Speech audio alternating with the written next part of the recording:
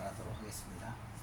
오늘 이 본문은 마지막 때 일어날 일을 우리에게 보여주는 본문이죠. 사람들은 마지막 때를 생각할 때 앞으로 미래 닥칠 일을 마지막 때다라고 생각하지만 우리 지금 현재가 바로 미래가 아니라 지금 현재가 바로 마지막 때다라는 것을 잘 기억해야 되는 것이죠. 지금 현재가 마지막 때라고 얘기한다면 사람들은 잘 이해를 하지 못하죠. 왜 지금 현재가 마지막 때인가?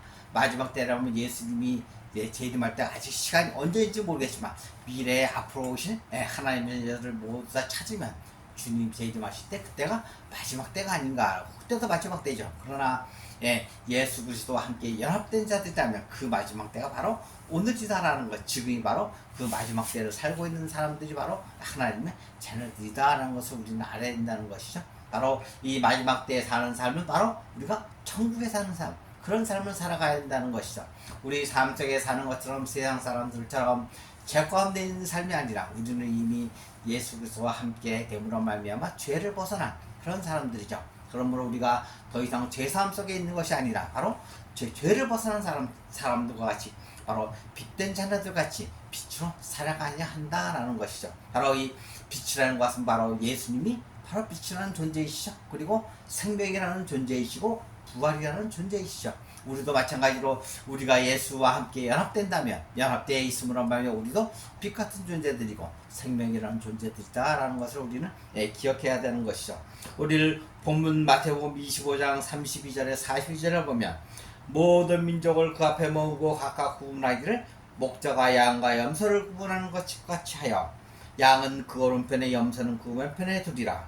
그때 임금이 그 오른편에 있는 자들에게 이르되 내 아버지께 복받을 자들이여 나와 창세로부터 너희를 위하여 예비된 나라를 상속받으라. 그렇게 주님께서 말씀하시죠.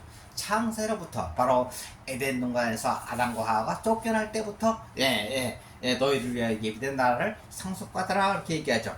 그러면서 양은 오른편에 염소는 왼편에 둔다라고 말씀하시죠. 우리는 다 누구든지 사람들은 다 오른편에 있기를 원하죠. 왜?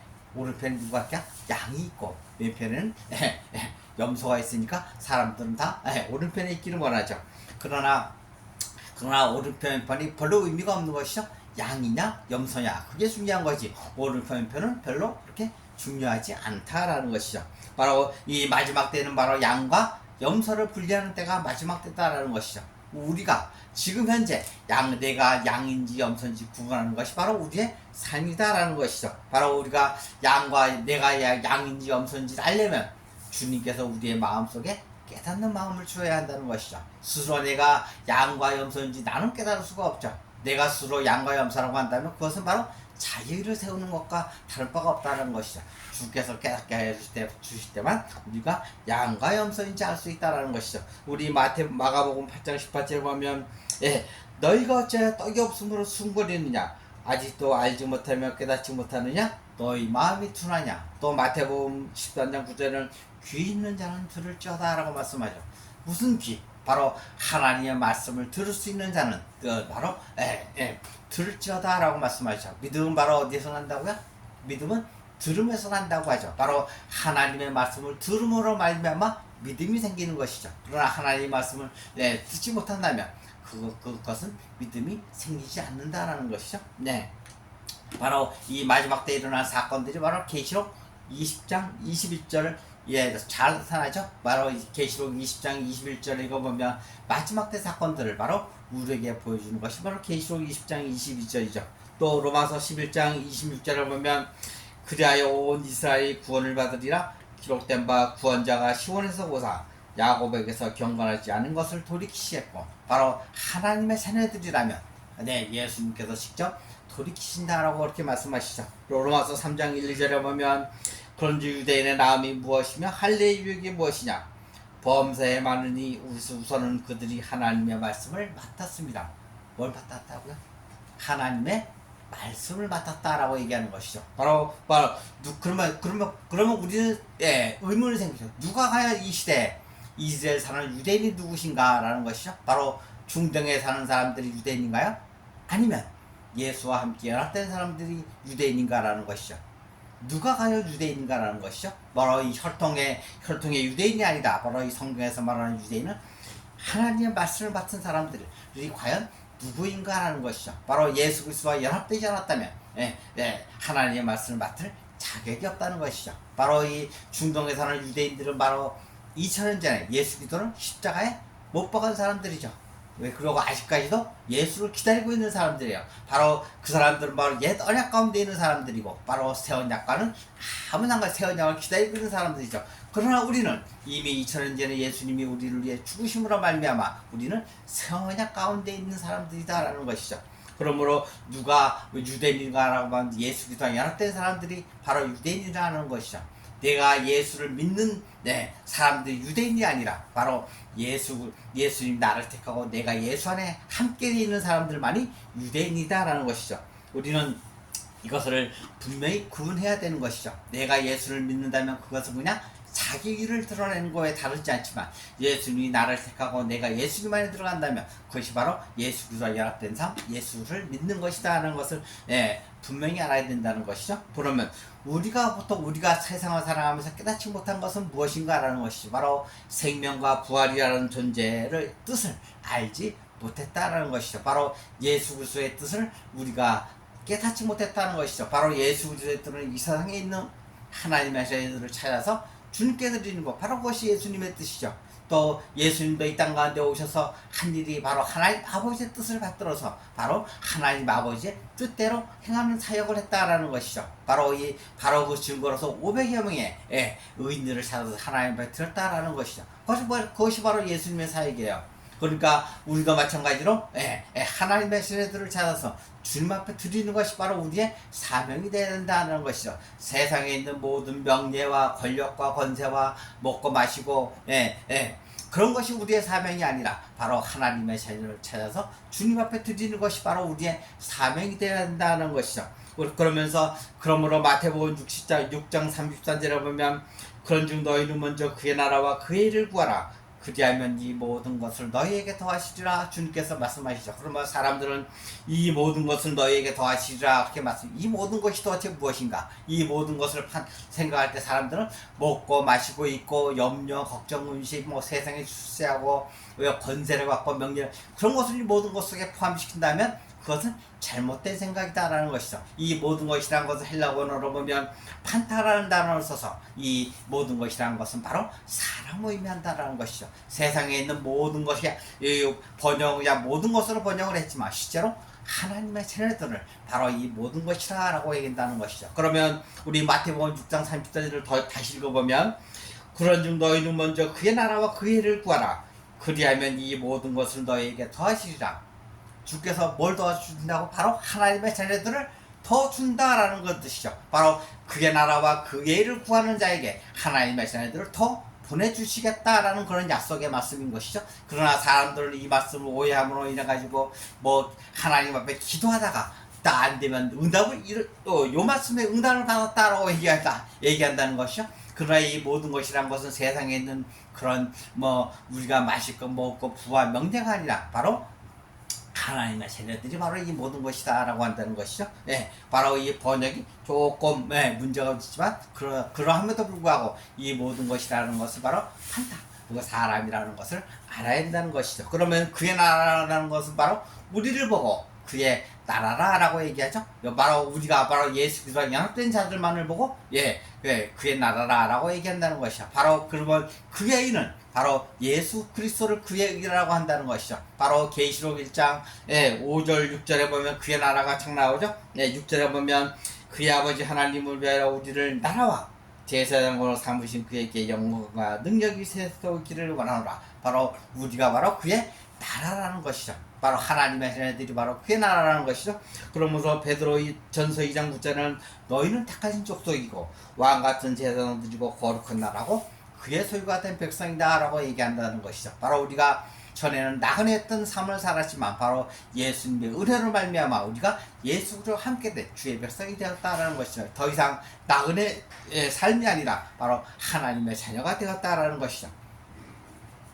또 그의 의라는 것은 바로 예수 그리스도와 연합된 피조물을 보고 그의 의다라고 얘기한다는 것이죠. 바로 로마서 3장 22절에 보면 예수 그리스도를 믿음으로 말미암아 모든 믿는 자에게 미치는 하나님의 은이 차별이 없느니라. 바로 이 예수 그리스도를 보고 바로 하나님의 의다라고, 그의 의다라고 얘기하는 것이죠. 바로 우리는 예수 그리스도 안에 있는 속량으로 말미암아 하나님의 은혜로 값없이 의롭다 함을 얻은 그거는 존재가 되었다라는 것이죠. 바로 예수님께서 모든 사람의 죄를 짊어지고 이천년 죽으신 것이 아니라 바로 하나님의 자녀들의 죄를 짊어지시고 2000년 전에 십자가에서 죽으셨다라는 것이죠. 바로 그것이 바로 세상에 있는 모든 사람들의 죄를 대속해 주는 것이 아니라 바로 하나님의 자녀들만의 죄를 대속해 준다라는 것이죠. 바로 그것이 바로 우리가 우리가 죄사함을 받은 증거라는 것이죠. 바로 그러므로 우리는 더 이상 죄 가운데 있는 사람들이 아니라 죄사함을 받은, 바로 죄사함을 받았다는 것은 더 이상 마귀의 지배를 받지 않는 사람들이 되었다라는 것이죠. 바로 첫사람 아담의 후손이 아니라 바로 예수 그리스도의 후손이 되었다라는 것이죠.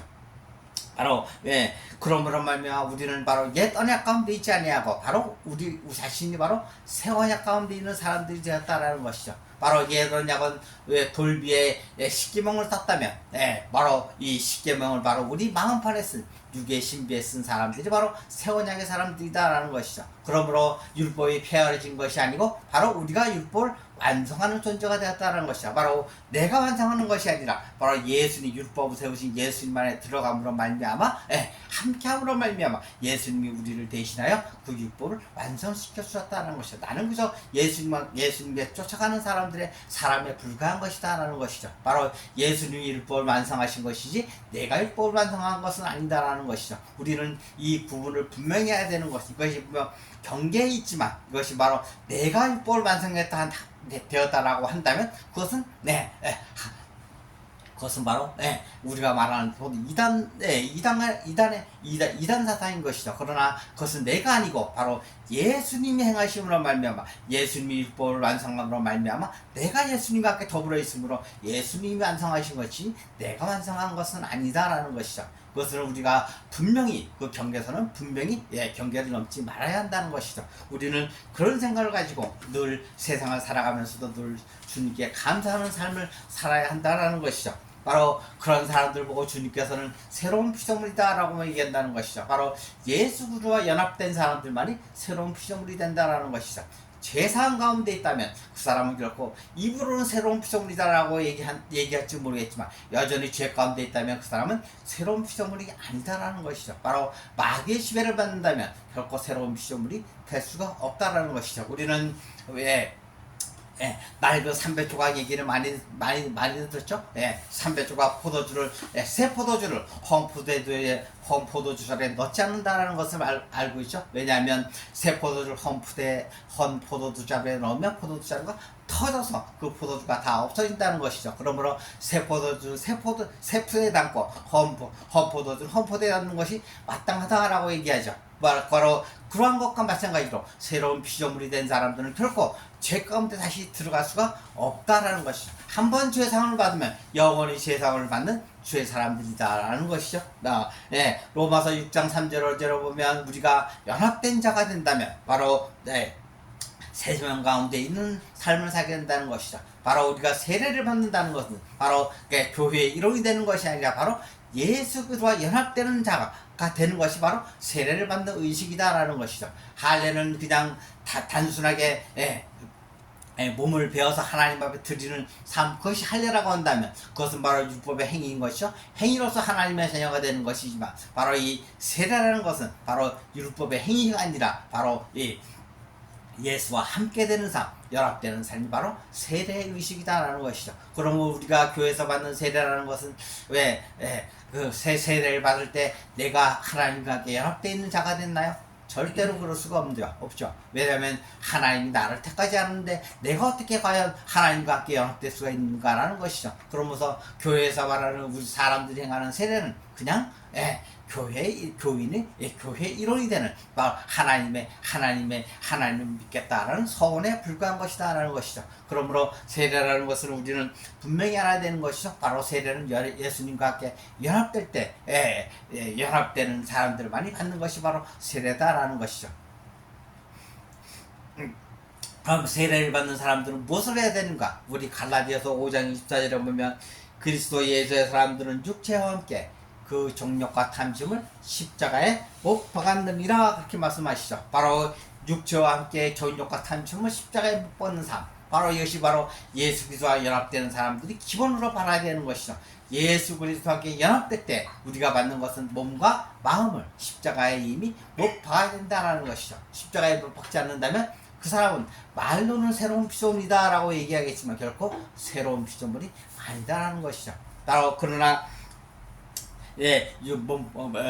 몸과 마음을 십자가에 못 박았다 하더라도 우리는 여전히 죄성이 우리 가운데 남아있음으로 말미암아 과거로 돌아가려는 그러한 그 경향들이 있죠. 그러나 과거로 돌아갔다 할지라도 가다가 이 길은 나의 길이 아니다 돌이킬 수 있는 사람들이 하나님의 자녀들인 것과 마찬가지로 하나님의 자녀들이라는 것이죠. 그러나 여전히 죄 가운데 들어간다면 그건 결코 하나님의 자녀가 아니라는 것이죠. 우리는 성경에 보면 가룟 유다 얘기를 잘 알고 있죠. 그 가룟 유다가 3년 반 동안 예수님을 쫓아냈지만 결국에는 예수님을 떠나는 삶을 살게 됐다라는 것이죠. 그는 비록 하나님이 보낸 자녀였지만 결국 그는 하나님의 자녀가 아니었다라는 것이죠. 바로 죄사함을 받은 사람들은 결코 그러나 베드로는 예수님을 부인하고 예수님을 저주까지 했지만 베드로는 결코 예수를 떠나지 않았다라는 것을 우리는 알 수 있죠. 그러나 가룟 유다와 베드로를 예수님 살아생전에 가룟 유다와 베드로를 놓고 본다 누가 더 악한 사람인가? 우리는 가룟 유다를 지목할 것이 아니라 바로 베드로를 보고 예수님을 저주한 사람이다라고 그렇게 손가락질할 수밖에 없다는 것이죠. 그러나 가룟 유다는 성경에 보면 결코 예수님을 저주하거나 예수님을 욕하지 않았다는 것을 알 수 있죠. 그러나 베드로는 예수님 가로막기도 하고 또 예수님까지 오죽하면 저주하기까지 한 사람이다라는 것이죠. 그러면 나의 모습은 어떤가? 우리는 때때로 예수를 저주한 적이 없는가라는 것이죠. 우리는 가룟 유다처럼 예수님을 시시각각 네네네 하는 사람들이었나? 아니면 때로는 힘들고 어려운 가운데 있을 때 내가 왜 예수를 믿고 이 고생을 하는가라는 한탄한 삶을 살지 않았나라는 것이죠. 내가 왜 예수를 믿어가지고 이 고생을 하는가라는 삶을 우리는 스스로 하고 있죠. 그것도 주님이 보시기에는 그것도 주님에 대한 원망인 것이죠. 우리는 알게 모르게 주를 향한 원망을 많이 하고 있다는 것이죠. 그러함에도 불구하고 주께서는 그 원망을 다 들으시고 다 용서해 주신다는 것이죠. 누구이기 때문에? 하나님의 자녀들이기 때문에 그렇게 한다라는 것이죠. 하나님의 자녀가 아니면 결코 내치는 삶을 살 수밖에 없다라는 것이죠. 우리 마태복음 13장의 15절에 보면 이 백성들의 마음이 완악해져서 그 귀는 듣기에 둔하고 눈은 감았으니 이는 눈으로 보고 귀로 듣고 마음으로 깨달아 돌이켜 내게 고침을 받을까 두려워함이라 하였느니라. 바로 이 마태복음 13장 15절에 보면 우리 마음이 완악해진 사람들은 하나님의 말씀을 들어도 그것이 하나님의 말씀인 줄을 모르고 지나간다라는 것이죠. 속에 경기라는 말이 있죠. 하나님께서는 주님 앞으로 돌아오라고 수도 없이 얘기하지만 결코 그 마음이 결코 마귀의 사슬형으로 같은 사람들은 결코 하나님의 말씀을 듣지 않는다라는 것이죠. 그러나 하나님께 얘기된 사람들은 바로 그 말씀을 듣는 순간 예수 그리스도를 받아들임으로 말미암아 하나님의 자녀가 된다라는 것이죠. 우리 사도행전에 보면 그러한 얘기들이 잘 나오고 있죠. 바로 브리스길라와 아굴라 같은 그런 사람들은 바로 하나님이 예비된 하나님의 자녀들이었다라는 것이죠. 바로 하나님의 말씀이 선포될 때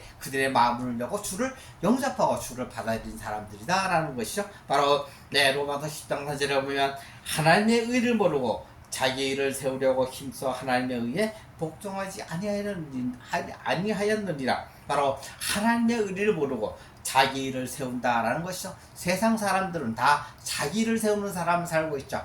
나도 마찬가지, 여러분들도 자기 의를 세우려고 예수 그리스도를 모르고 있을 때는 자기 의를 세우려고 세상을 열심히 살아갔다는 것이죠. 그러나 이게 된 자기 의가 아니라 바로 하나님의 의를 세우는 삶으로 변화되었다라는 것이죠. 바로 이것이 우리가 변화된 새로운 피조물의 삶이지, 내 행동이 변화되고 말이 거룩해지고 그런 것은 새로운 피조물이 아니다라는 것이죠.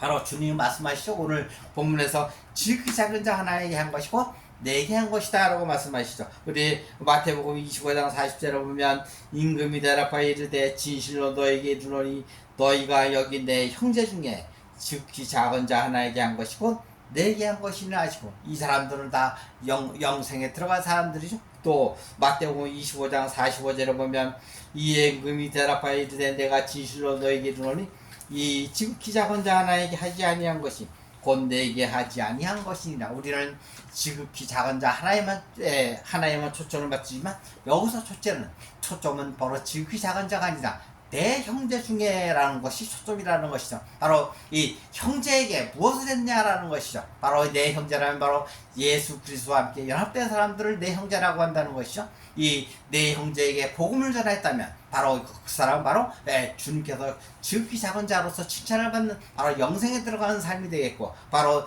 우리의 형제에게 바로 복음을 전하지 않았다면 그 사람은 바로 저주를 받는 것이 된다라는 것이죠. 우리가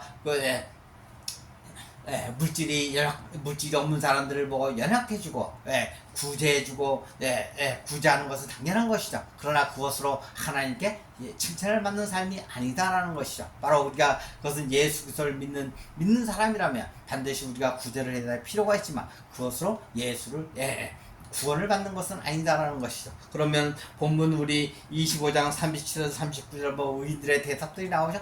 우리가 언제 주님께서 헐벗을 때 옷을 입혔고, 또 굶주릴 때 먹을 것을 주었고, 목마를 때 마시게 하는 것을 줬고, 나그네 들었을 때 우리가 언제 주를 영접했습니까? 라고 얘기할 때 주님께서 이 작은 자 하나에게 한 것이 내게 한 것이나 라고 그것을 얘기하면서 너희는 영생에 들어가라 라고 그렇게 얘기한다는 것이죠. 바로 이것이 양떼에게 하신 말씀이죠. 그러나 본문 우리 25장 40절에 보면 악인들은 또 얘기하죠. 우리가 주를 배웠을 때 헐벗으신 것이나 음식을 주셨고, 또 배고플 때 음식을 주었고, 헐벗을 때 옷을 입혔고, 나그네 되어서 영접하였고, 옥에 갇혔을 때 주께서 복지하셨는데 왜 우리를 또 바로 영분에 들어가라 하시나이까 그렇게 말씀하신다는 거죠.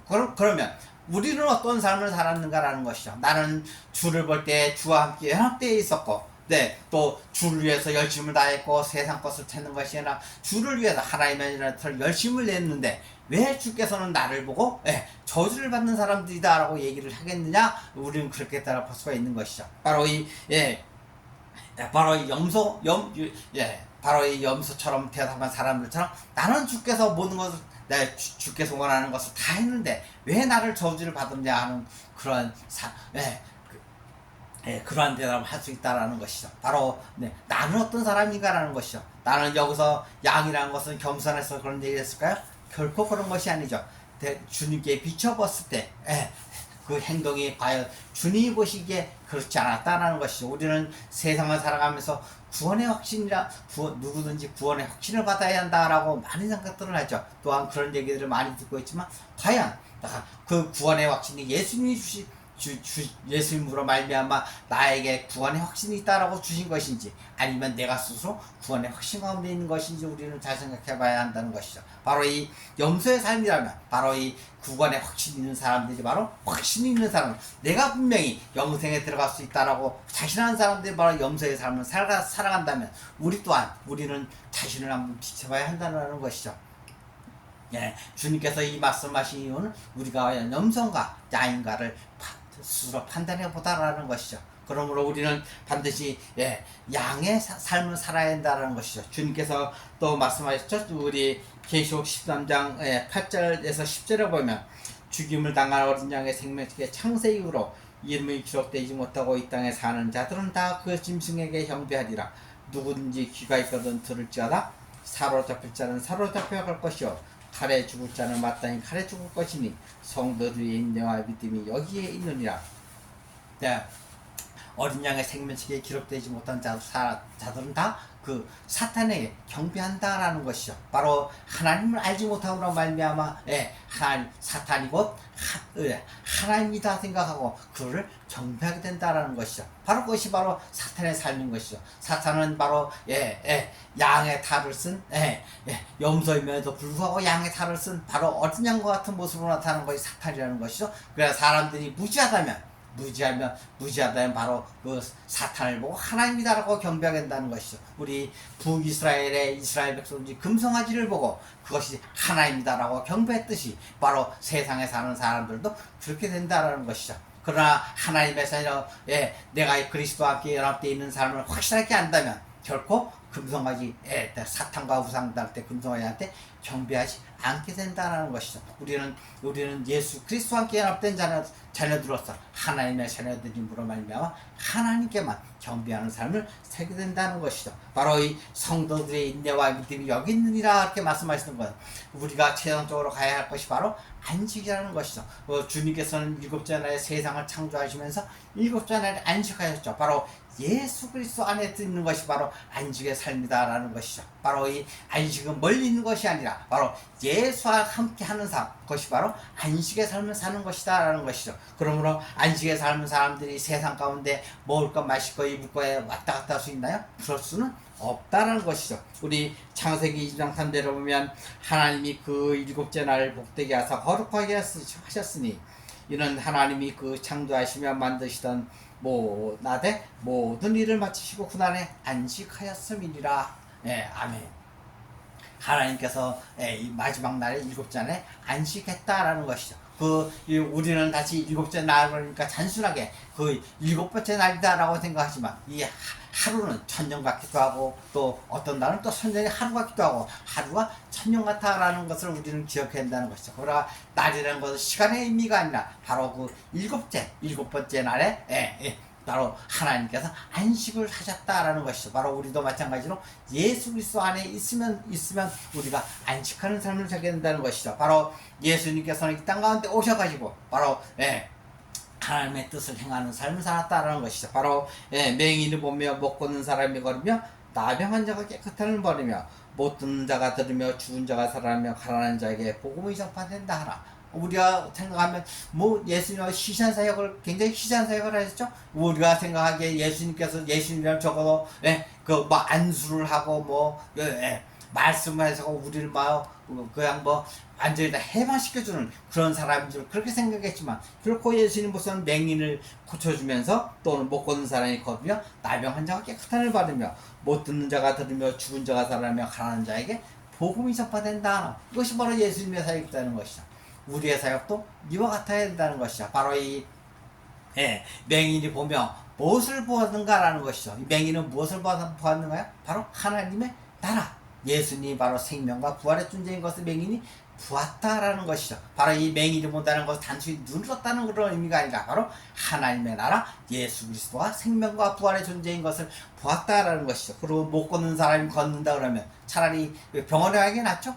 못 걷는 사람이 걷게 된다는 건 그 걷는 사람 의사도 다 하는 것이죠. 그럼 예수님이 과연 이런 사역을 하러 이 땅 가운데 오셨을까? 그거는 아니다라는 것이죠. 또 나병 환자가 깨끗함을 받는다. 나병 환자는 제사장만이 고칠 수가 있는 병이 나병 환자죠. 바로 예수님이 무슨 제사장의 역할을 담당했다라는 것을 나병 환자가 깨끗함을 받으며 라는 것을 그렇게 표현했다는 것이죠. 바로 이 수업 뜻은 바로 예수님이 제사장의 역할을 다했다라는 것이죠. 바로 우리도 나라와 제사장이다라는 것이죠. 바로 그러므로 우리도 계시록 1장 5절에 보면 1장 6절에 보면 1장 6절에 우리도 나라와 제사장으로 삼으셨다라고 그렇게 말씀하셨죠. 바로 예수 그리스도와 연합되어 말미암아 우리가 제사장의 역할을 하는 것이지 내 스스로 제사장의 역할을 하는 것은 아니다라는 것이죠. 그리고 또 못 듣는 자가 듣는다라는 것은 바로 하나님의 말씀을 들음으로 말미암아 하나님께 나아가는 삶, 하나님 경배하는 존재가 되었다라는 것이죠. 그러나 하나님의 말씀을 듣지 못한다면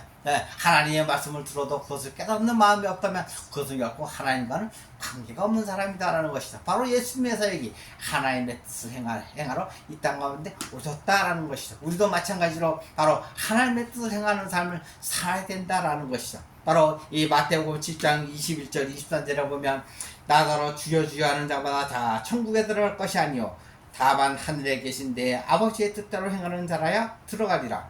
그날에 많은 사람이 나더러 이르되 주여 주여 우리가 주의 이름으로 선지자 노릇하며 주의 이름으로 귀신을 쫓아내며 주의 이름으로 많은 권능을 행하지 아니하였나이까 하리니 그때 내가 그들에게 밝히 말하되 내가 너희를 도무지 알지 못하니 불법을 행하는 자들아 내게서 떠나가라 하시니라.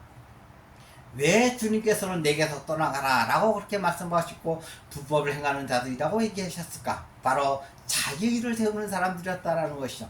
내가 모든 것을 했다라는 것이죠. 내가 교회를 번창하게 했고 내가 사람들을 많이 모았고 내가 큰 교회 큰 목회를 하는데 무슨 생각이 나라고 한다면 내가 한다면 내가 이 모든 것을 내가 이 교회를 어떻게 일으켰는데 내가 이 사람들을 어떻게 모았는데 그럼 내가 주장한다면 그것은 예수님과는 아무 상관이 없는 사람들이다라는 것이죠.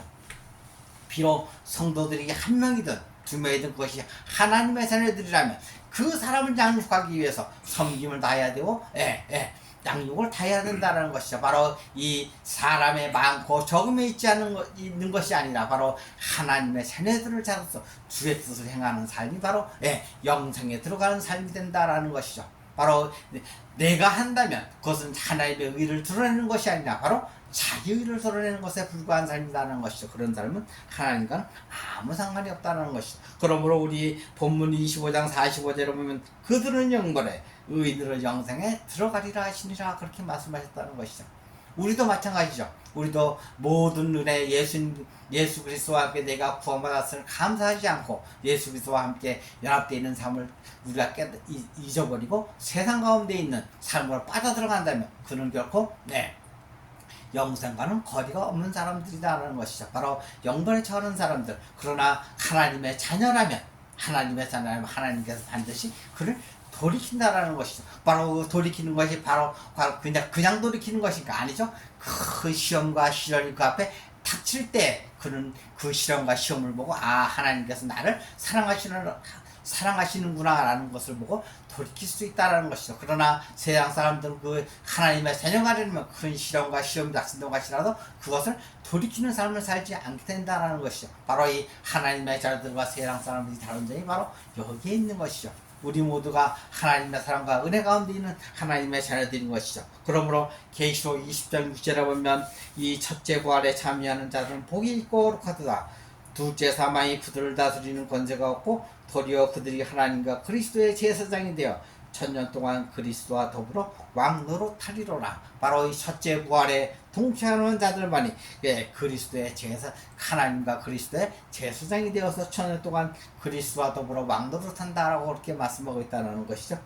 또 계시록 22장 9절에 보면 그가 내게 말하기를 나는 너와 내 형제 선지자들과 또 이 두루마리의 말을 지키는 자들과 함께 된 종이니 그리하지 말고 하나님께 경배하라 하더라. 또 우리 보고 말하는 거죠. 하나님께서 우리 보고 하나님을 경배하라라고 그렇게 얘기하고 있다는 것이죠.